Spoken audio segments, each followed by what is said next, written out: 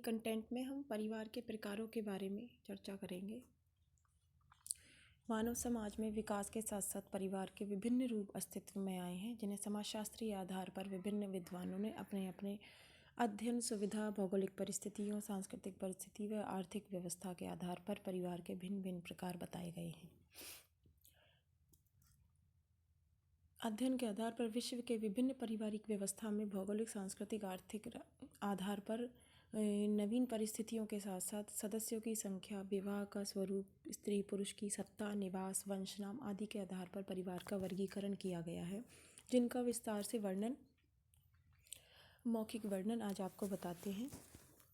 संख्या के आधार पर परिवार को समाजशास्त्रीय विषय में 3 भागों में बांटा गया है: नाभिकीय परिवार, संयुक्त परिवार और विस्तृत परिवार।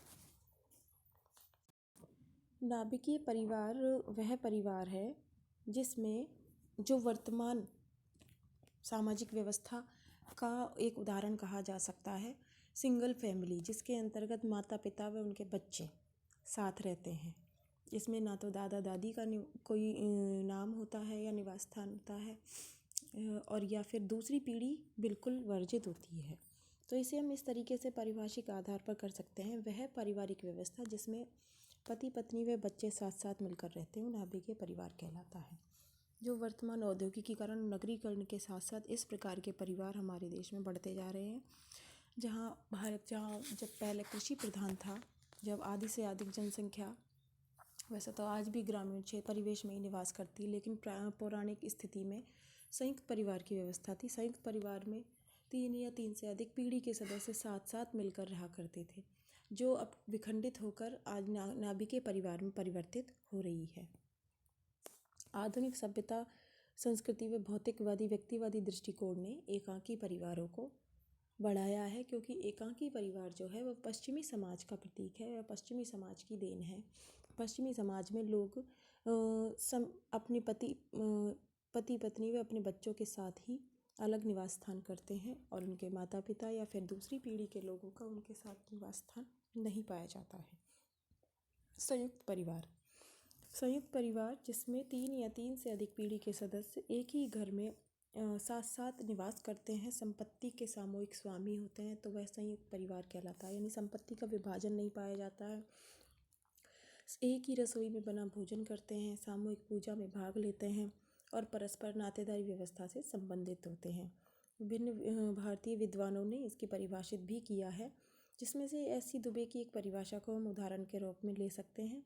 यदि कई मूल परिवार एक साथ रहते हैं, उनमें परस्पर निकट का नाता हो, एक ही स्थान पर बना भोजन करते हैं और एक आर्थिक इकाई के रूप में काम करते हैं, यानी खेतों में पूरा परिवार मिलकर खेती करता है, तो वह संयुक्त परिवार कहलाता है।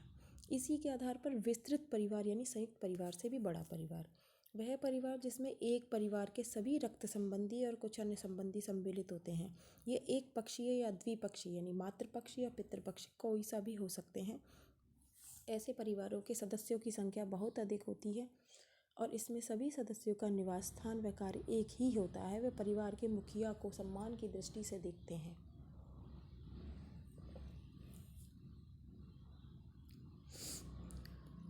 दूसरा विभाजन है निवास स्थान के आधार पर, यानी आज आपको बताते हैं कि भिन्न भिन्न सामाजिक व्यवस्थाओं में संपूर्ण पृथ्वी पर इस निवास के आधार पर परिवारों को कितने भागों में बांटा गया है।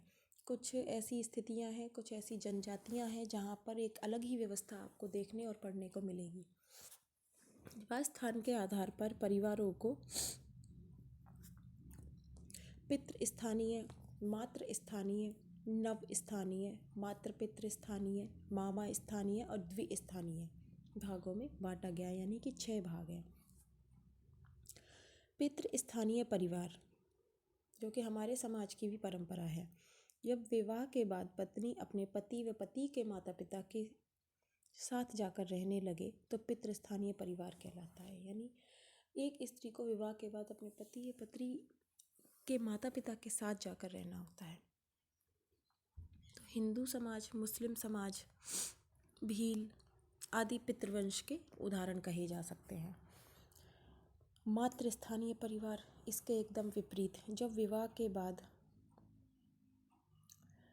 पत्नी अपने माता पिता के विवाह के बाद पति पत्नी के माता पिता के निवास स्थान पर जाकर रहने लगे तो वह मात्र स्थानीय परिवार कहलाता है। ऐसे परिवार का 3 उदाहरण प्रसिद्ध हैं, खासी, गारो और नायर। ये मात्र स्थानीय परिवार है जहाँ पर विवाह के बाद पत्नी पति के स्थान पर न जाकर पति ही पत्नी के निवास स्थान और उसके माता पिता के साथ जाकर रहने लगता है। नव स्थानीय नियोलोकल फैमिली।